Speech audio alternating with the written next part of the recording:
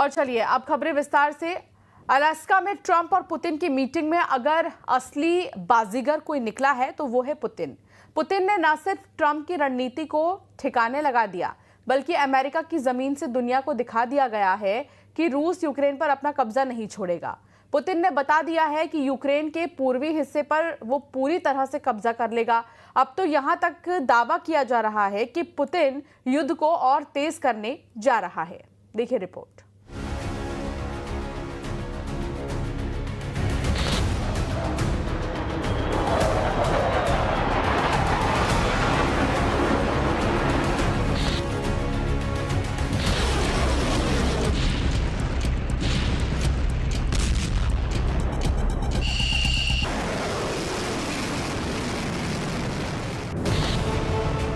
Alaska में Putin ने पलटी बाजी, 12 मिनट में यूक्रेन को डबल धोखा। अमेरिका के अलास्का में पुतिन और ट्रंप के बीच 3 घंटे तक यूक्रेन युद्ध को लेकर बातचीत हुई, लेकिन किसी को नहीं पता है कि इस मीटिंग में क्या बातें हुई हैं। अलास्का में मीटिंग से कुछ घंटे पहले ट्रंप ने ऐलान किया था कि मैं पुतिन से 2 मिनट की मीटिंग में समझ जाऊंगा कि सीज फायर होगा या नहीं। लेकिन हैरानी की बात है कि ट्रंप पुतिन के साथ 3 घंटे की मीटिंग के बाद भी दुनिया को नहीं बता पा रहे हैं कि रूस और यूक्रेन के बीच युद्ध विराम पर डील क्यों नहीं हो पाई है। हम आपको दिखाने जा रहे हैं कि 7 साल बाद हुई ट्रंप और पुतिन की मीटिंग में पुतिन ने बाजी पलट दी। महज 12 मिनट की प्रेस कॉन्फ्रेंस में पुतिन ने ट्रंप के सामने साबित कर दिया है कि यूक्रेन युद्ध का असली बॉस पुतिन है और उन्हीं की शर्तों पर युद्ध विराम होगा। दूसरी तरफ वॉर एक्सपर्ट्स कह रहे हैं कि ये मीटिंग पूरी तरह से फेल हो चुकी है और अब पुतिन पूरे यूक्रेन पर कब्जा करने की कोशिश जरूर करेंगे। यूक्रेनी अधिकारियों ने तो यहाँ तक दावा कर दिया है कि अब पुतिन पूरे यूक्रेन पर कब्जा करने की कोशिश करेंगे। हम आपको अलास्का मीटिंग के बाद यूक्रेन युद्ध की वो खबरें दिखा रहे हैं जो साबित कर रही है कि अलास्का में ट्रंप ने यूक्रेन और नेटो को डबल धोखा दिया है।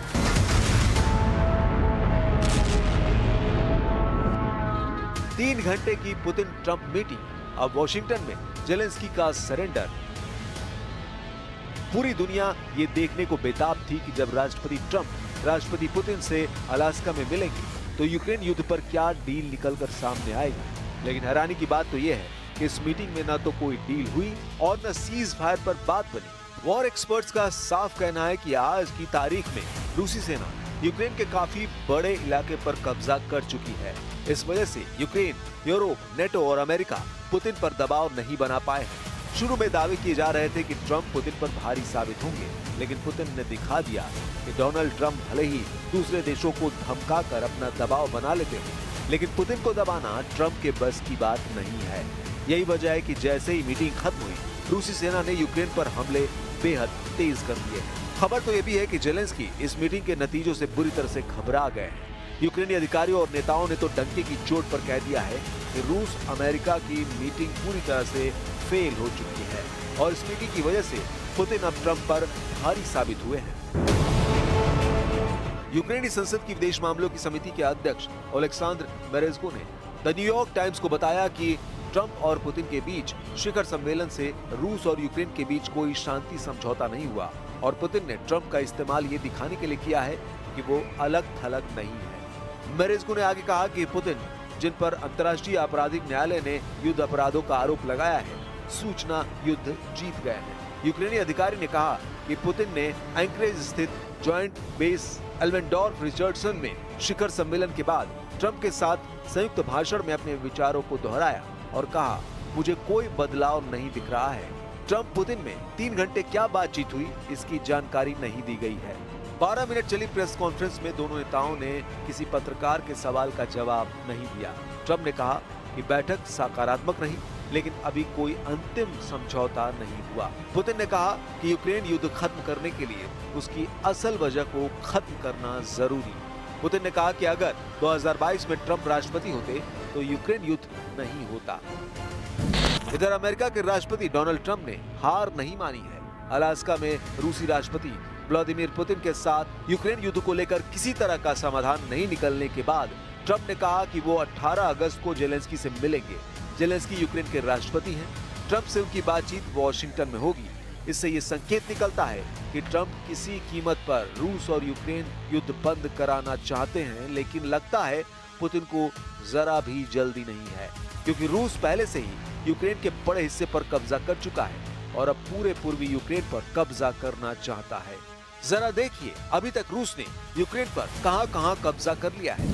रूस के रक्षा मंत्रालय ने कहा कि रूसी सेना ने Ukraine institute for the study of war यानी ISW ने 8 अगस्त 2025 की जमीनी रिपोर्ट के मुताबिक कुछ ऐसे दावे किए हैं जो हैरान करने वाले हैं। ISW के मुताबिक रूस यूक्रेन की जमीन के 5वें हिस्से पर कब्जा कर चुका है, जो लगभग 1,14,500 वर्ग किलोमीटर इलाका होता है। तो वहीं दूसरे दावे में कहा गया है कि रूस ने यूक्रेन की लगभग 1,61,000 वर्ग किलोमीटर इलाके पर कब्जा कर लिया है। रूस से यूक्रेन के खार्किव, लुहांस्क, डोनेस्क, ज़पोरिज़िया और खेरसोन क्षेत्रों से होकर लगभग 1,000 किलोमीटर तक बॉर्डर फैला हुआ है। रूस ज़पोरिज़िया और खेरसोन क्षेत्रों के लगभग 3/4 हिस्से पर कब्जा कर चुका है। इसके अलावा यूक्रेन के खार्किव, सूमी, माइकोलाइव और नेप्रापेट्रोव्स्क क्षेत्रों के कुछ हिस्से रूसी कब्जे में हैं। सुमे और खार्किव क्षेत्रों में रूस लगभग 400 वर्ग किलोमीटर को कंट्रोल कर चुका है। निप्रोपेट्रोव्स्क में रूस ने सीमा के पास एक छोटा सा क्षेत्र अपने कब्जे में ले लिया है। रूस ने लुहांस्क और डोनबास क्षेत्रों से बने डोनबास नामक भूभाग में 46,570 वर्ग किलोमीटर यानी 88% क्षेत्र पर कंट्रोल कर लिया है। यूक्रेन के पास अभी भी डोनबास का लगभग 6,600 वर्ग किलोमीटर इलाका बचा है। हालांकि रूस अपनी अधिकांश ऊर्जा डोनेस्क मोर्चे पर केंद्रित कर रहा है और अपने नियंत्रण से बाहर बचे हुए अंतिम प्रमुख शहरों की ओर बढ़ रहा है।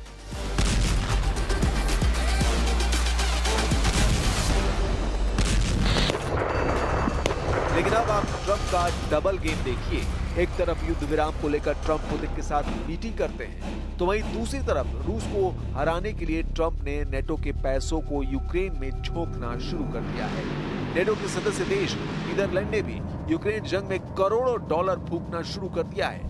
खबर है कि नेटो देश मिलकर यूक्रेन को अरबों डॉलर के हथियार देने जा रहे हैं ताकि रूस को जंग में हराया जा सके।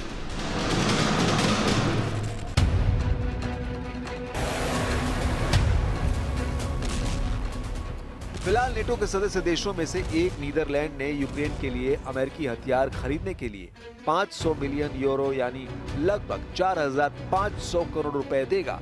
नीदरलैंड पहला नेटो देश है जिसने अमेरिकी राष्ट्रपति डोनाल्ड ट्रंप के दोबारा चुने जाने के बाद यूक्रेन को अमेरिकी हथियार देने के लिए नए नियम को अपनाया है। 24 फरवरी 2022 को रूस द्वारा यूक्रेन पर बड़े हमले के बाद से अमेरिका यूक्रेन का सबसे बड़ा समर्थक बनकर उभरा है। सिर्फ बातों में नहीं बल्कि पैसों और हथियारों में भी। 12 मार्च 2025 तक अमेरिका यूक्रेन को 66.9 अरब डॉलर यानी 5,86,746 करोड़ रुपए की सैन्य मदद दे चुका है, जिसमें आधुनिक हथियार, गोला बारूद, ट्रेनिंग और जंग के मैदान में रियल टाइम इंटेलिजेंस शामिल है। कुल मिलाकर अमेरिकी कांग्रेस ने यूक्रेन के लिए अब तक 5 बड़े सहायता पैकेज पास किए हैं, जिनकी कुल रकम 175 अरब डॉलर 15,34,720 करोड़ रुपए है। इनमें से 128 अरब डॉलर यानी 11,22,653 करोड़ रुपए सीधे यूक्रेन सरकार को दिए गए हैं, सिर्फ जंग के लिए नहीं बल्कि आर्थिक और प्रशासनिक जरूरतों को पूरा करने के लिए भी। यूक्रेन को सिर्फ अमेरिका ही नहीं बल्कि करीब 50 सहयोगी और साझेदार देश भी हथियार भेज चुके हैं। इन सब की सामूहिक मदद में शामिल है 10 long range multiple launch rocket system MLRS, 178 लंबी दूरी की तोपें, लगभग 1 लाख गोले, करीब 2.5 लाख एंटी टैंक हथियार, 359 टैंक, 629 बख्तरबंद गाड़ियां और लड़ाकू वाहन, 8,214 शॉर्ट रेंज एयर डिफेंस मिसाइलें और 88 हथियारबंद ड्रोन। अब ऐसे हालात में देखना होगा क्या वॉशिंगटन में जब जेलेंस्की ट्रंप से मुलाकात करेंगे तो क्या वो पुतिन की शर्तों के मुताबिक युद्ध विराम करेंगे या फिर वो एक लंबी जंग करेंगे।